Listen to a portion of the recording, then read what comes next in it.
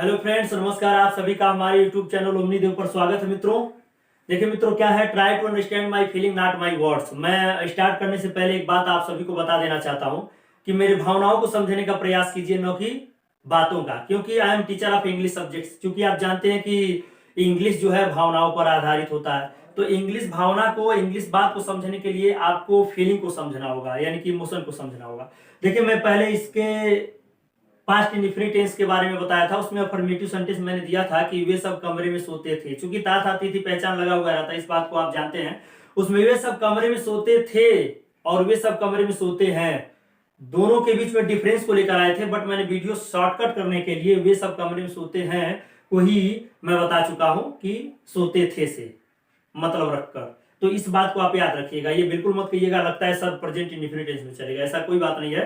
तो try to understand my feeling not my words, इस बात को याद रखिएगा। आइए देखते हैं एटीट्यूड इन लव स्टोरी, यानी कि किसी भी लव स्टोरी नहीं मित्रों, किसी भी संबंध में, किसी भी रिलेशन में एटीट्यूड कभी कभी महंगा पड़ जाता है। देखिए मित्रों, क्या है, एक कहानी के द्वारा मैं आपको बताना चाहूंगा कि या एक गांव की एक खूबसूरत लड़की होती है जो कि बिल्कुल अमीर घराने की होती है। अगर कहिए तो वह पैर भी अपनी रखती है तो धूल के कण एक हिस्से के बराबर भी नहीं होता, यानी कि कुछ भी नहीं होता है, यानी कि वो फर्श से कहीं ना कहीं ऐसा लगता है कि वो स्वर्ग पर अपना पैर रख रही है। तो उस लड़की के बारे में यही जान लीजिए कि वह बहुत अमीर घराने की होती है। यानी कि अगर कोई अलमारी भी रखा जाता है मित्रों, तो क्या है कि उसके नीचे एक महंगी टेबल रखी जाती है, कहीं ना कहीं अलमारी से ज्यादा महंगा टेबल होता है। वो ऐसे घराने की लड़की होती है। और लड़का पढ़ने लिखने में बहुत तेज और तर्रार होता है, और ये लड़की उसको दिल दे चुकी होती है। इस स्थिति में कहीं ना कहीं लड़की ही उससे प्यार कर लेती है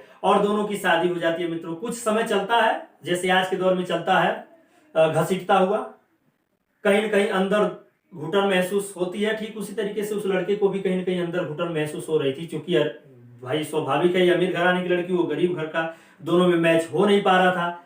एक टाइम ऐसा हुआ, जैसे आप जानते हैं कि 1857 ईस्वी की क्रांति हो या फिर अन्य जो युद्ध हुए हों, उन सभी के जैसे एक ऐसी क्रांति आ गई कि दोनों में बिछड़ा हो गया, दोनों में अलगपन हो गया।